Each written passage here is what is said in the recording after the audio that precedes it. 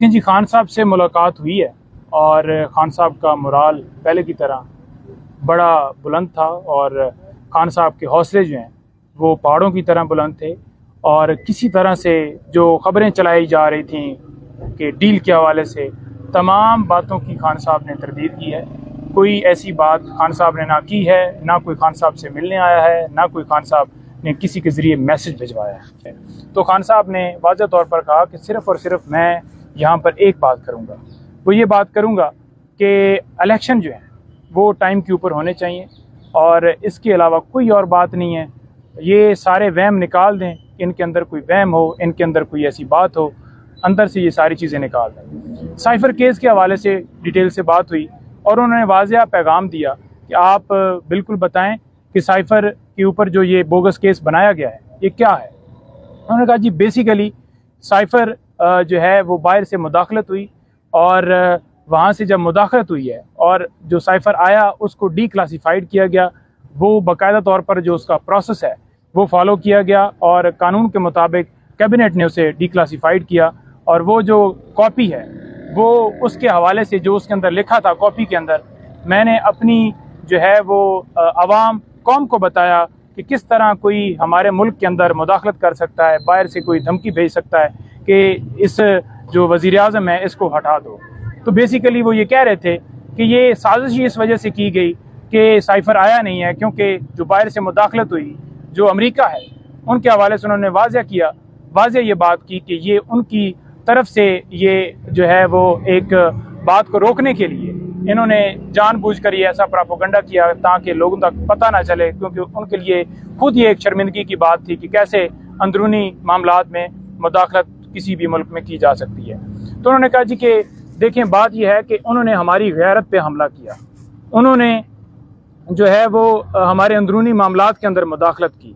तो मैं अवाम का नुमाइंदा हूँ, मुझे अवाम ने वोट दिया, मैं इस मुल्क का शहरी हूँ, मुझे मुल्क से प्यार है और मैं कैसे ये बर्दाश्त कर लेता कि कोई बाहर से धमकी दे और मैं चुप करके बैठा रहता। मैं क्यों ना लोगों को बताता कि इस तरह से ये साजिश की गई और उसका आपने रिजल्ट देख लिया कि वाकई चलती फिरती जो हुकूमत है उस साइफ़र के बदले में जो है वो गिरा दी गई। दूसरे नंबर पर उन्होंने कहा कि ये जो डॉक्यूमेंट्स कहते हैं कि कोड जो हैं शेयर किए गए, किसी तरह से कोड्स ना शेयर किए गए, ना कोई ऐसी जो ओरिजिनल जो साइफ़र है उसको मैंने किसी के साथ शेयर किया, बल्कि इसके ऊपर तो वो ओरिजिनल जो है वो फॉरेन ऑफिस के अंदर मौजूद होता है और अभी भी वहाँ पर ही है। तो ये सिर्फ़ और सिर्फ इल्ज़ाम या इस केस इस तरह इस वजह से बनाया गया है ताकि मेरी हिम्मत टूट जाए। यहाँ पर उन्होंने बताया कि मुझे जो रिपोर्ट जमा करवाई गई है सुप्रीम कोर्ट में,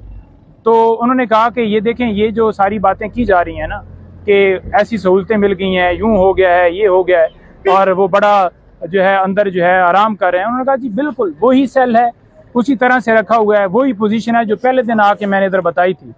और उसी तरह से रखा गया है। लेकिन खान साहब ने कहा कि देखिए ये कुर्बानी देनी पड़ती है, कौम के लिए कुर्बानी देनी पड़ती है, अपनी नस्लों के लिए कुर्बानी देनी पड़ती है और वो मैं कुर्बानी दे रहा हूँ और दूंगा। आवाम के हवाले से उन्होंने वाज़ेह मैसेज भेजा है कि देखें जिस तरह मुझे यहाँ पर रखा गया है और मैं अपने मौक़िफ़ से कभी भी नहीं हटूँगा, क्योंकि ये हकीकी आज़ादी की जंग है और इस हकीकी आज़ादी की जंग जो है इसको आपने भी इसी तरह से कंटिन्यू रखना है। और जो कौम झुक जाती है, डर जाती है या अपने मौक़िफ़ से पीछे हट जाती है तो वो कभी भी आज़ाद नहीं होती और ये आप लोगों की आज़ादी की जंग है। आज उन्होंने कहा कि देख लो कि गरीब आवाम के साथ क्या किया जा रहा है। आज उन्होंने देखा कि उन्होंने कहा कि आप ये देख लो कि मुल्क के अंदर महंगाई कहाँ पर पहुँच गई है, चीज़ों की कीमतें कहाँ पर पहुँच गई हैं, पेट्रोल डीजल कहाँ पर पहुँच गया है। आज जो बिजली के बिल हैं, एक बंदे की तनख्वाह जो है 20-30 हज़ार है तो कैसे वो 70-70 हज़ार बिल जो है वो अदा कर सकता है। एक मुल्क के अंदर जो मुआशी बहरान आ चुका है, उन्होंने कहा जी वाहिद इसका जो रास्ता है वो सिर्फ़ और सिर्फ इलेक्शन है और इलेक्शन जो है वो टाइम के ऊपर होने चाहिए और उनके खिलाफ कार्रवाई होनी चाहिए जिन्होंने केपी में पंजाब में इलेक्शन के अंदर डिले करवाया और जानबूझकर इलेक्शन नहीं करवाए। उनके खिलाफ जब तक आर्टिकल 6 नहीं लगेगा उनके ऊपर तौहीन अदालत की कार्रवाई नहीं होगी, क्योंकि सुप्रीम कोर्ट ने जब वाज़ेह कह दिया और उन्होंने इलेक्शन नहीं करवाए तब तक ये जो है आगे नहीं जा सकता। दूसरा उन्होंने जो ये बात की है कि देखिए मेरी ना जायदाद बाहर है, ना मेरी कोई प्रॉपर्टी बाहर है, मैं इस मुल्क का हूँ और मैं इस मुल्क के अंदर रहूँगा। ये वहम दिल से निकाल लें कि मैं मुल्क छोड़कर बाहर चला जाऊंगा। और मैं हर तरह की, जिस तरह की ये तकलीफ़ दें, जिस तरह का ये हाल रखें, उन्होंने कहा कि मेरे जो हवाले से कोई बात करने की कि मुझे ये फैसिलिटी है या नहीं, उसको छोड़ दें। मैं जो अपना मेरा मकसद है वो मैं हल करने के लिए जो भी रास्ते में आएगी वो डेफिनेटली मैं फेस करूंगा और हर रुकावट को मैं बर्दाश्त करूंगा। यहाँ पे थोड़ा सा मैं ऐड कर दूं कि खान साहब का अंदर वही स्टैंड है। हवाले से 15 तारीख का कहा गया है बात करवाने के हवाले से, उस सुप्रीम जेल ने इनकार कर दिया है। उस हवाले से ऑफिशियल सीक्रेट एक्ट को मरकज बनाया गया इसकी वजह। देखें, बात यह है कि बच्चों के हवाले से मुलाकात के ऊपर पाबंदी नहीं होनी चाहिए। आज हमने दरख्वास्त वहाँ पर दी है, जो साइफर कोर्ट की स्पेशल जो अदालत बनी है साइफर के मुकदमे के लिए, उसमें दी है हमने दरख्वास्त। और तौहीन अदालत की कार्रवाई जो है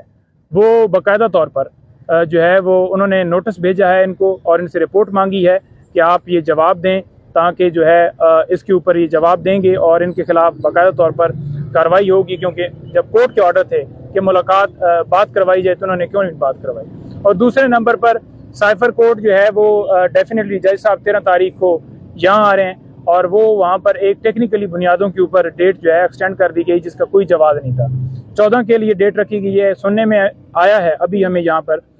14 के लिए।